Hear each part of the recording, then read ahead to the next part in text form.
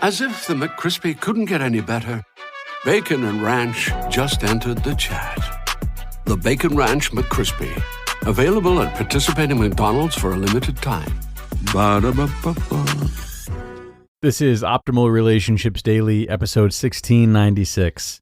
3 Things People Don't Get About Me as an Introvert, by Janet Anthony with introvertdear.com.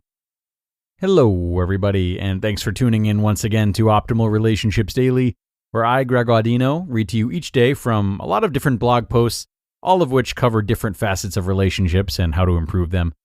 And today's reading comes from Introvert Dear, a website with no shortage of content, all of which is about the introvert experience and most often how they can be better understood, particularly in relationships.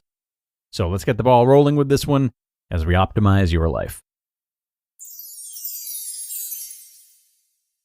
3 Things People Don't Get About Me as an Introvert, by Janet Anthony with introvertdear.com. Have you ever done or said something and the people around you looked at you like you were an alien from Mars? If you're an introvert, this sort of thing probably happens to you all the time. You may have even gotten used to it because it happens so much. Personally, I have been misunderstood in tons of situations. It began in high school when I didn't want to stay out late partying like my friends. Some of them said I was poor at dancing and felt hurt seeing everyone jumping around having the time of their lives. All I wanted was to sit on the sidelines and watch them enjoy the party their way. But none of them understood. To them, it was unintelligible rocket science that they couldn't fathom. Here are 3 more ways that I felt misunderstood as an introvert. Can you relate? Number 1. My introversion is mistaken for shyness. I've been mistaken as being shy for as long as I can remember. I don't know why people think of me as being shy, but it makes me feel like the black sheep of my family. What they fail to understand is that just because I'm not as outgoing as them, I'm not really shy per se. According to Susan Cain, author of Quiet, quote, "Shyness is the fear of negative judgment, and introversion is a preference for quiet, minimally stimulating environments." End quote. In other words, if you're extremely self-conscious and worry excessively about others judging you, you might be shy. But if you stay home alone on a Friday night simply because you prefer calm and quiet, you're an introvert. Number 2, my need for solitude is considered unsociable. In the current world we're living in, the extrovert's way is continually praised. Introverts, who tend to keep to themselves, may be seen as poor at socializing and are considered lonely freaks. Unlike what most people think, I actually like being in the midst of people exchanging helpful ideas. But rather than going to a big social event, I prefer having quality, close friends. I can be a loner, yes, but I do like having people around once in a while. Likewise, the idea that introverts can't work with other people or in groups is totally wrong. More than once, people have told me that I work best alone, and I'm better off that way. To some extent, this might be true, but again, thinking that I'm poor at teamwork is wrong. It is true that I have a tendency to be quiet in large groups, but I do speak a lot in small ones. In fact, being an introvert, I can help guide my group to think more deeply about what we're doing. Don't be surprised when I tell you that many successful people, such as Bill Gates, Warren Buffett, and Steve Wozniak, have been classified as introverts. And number 3, my quietness is seen as a dislike of talking. Perhaps the biggest misconception about me is that I don't like talking. But that's what this belief is, a misconception. I personally love talking to people, but not always. This is the key word here. Unlike extroverts who always seem to be jovial, I tend to be more reserved.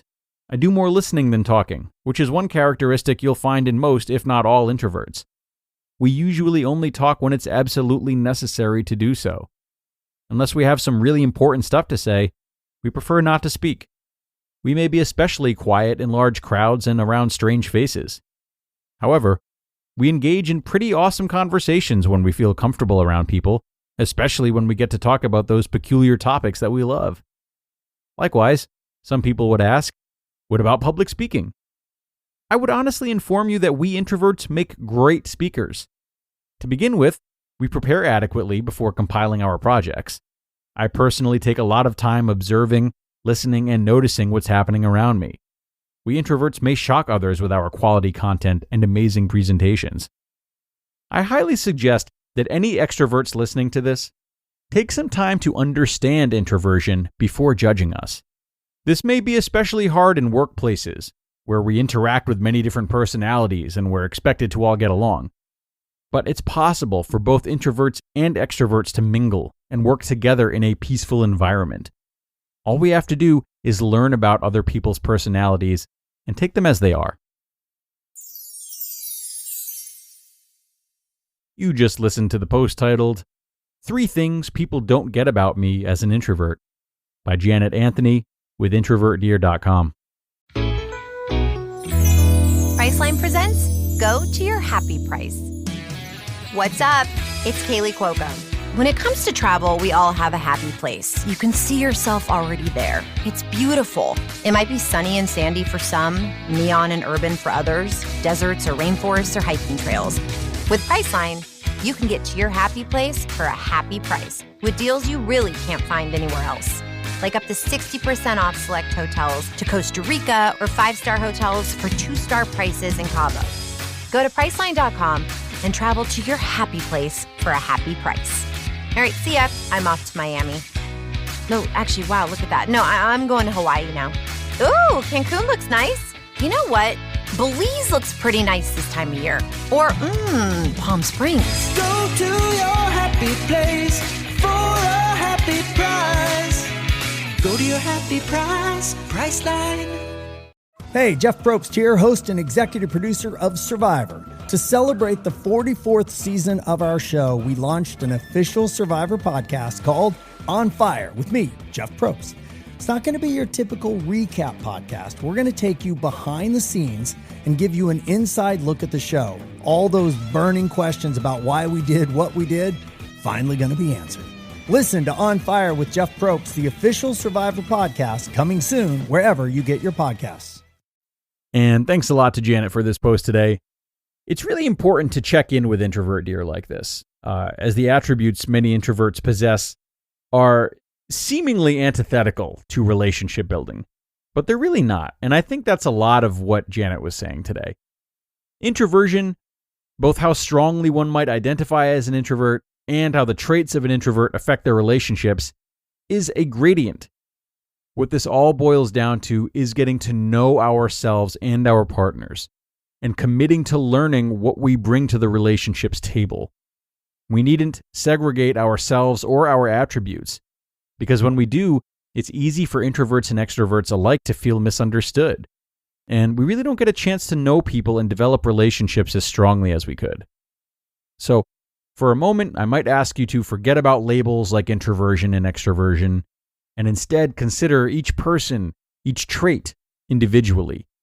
Take the time to learn where they come from, how they thrive, and how to best integrate with them. That's all for today, though, everyone. As always, I thank you for being here, and I appreciate you tuning in. Be sure to share this show with someone who you think might like it, and don't forget that each Sunday we share a weekly bonus episode with you too, and that is live now as well. So check your feed, tune in for that one, and I'll see you over there, where your optimal life awaits.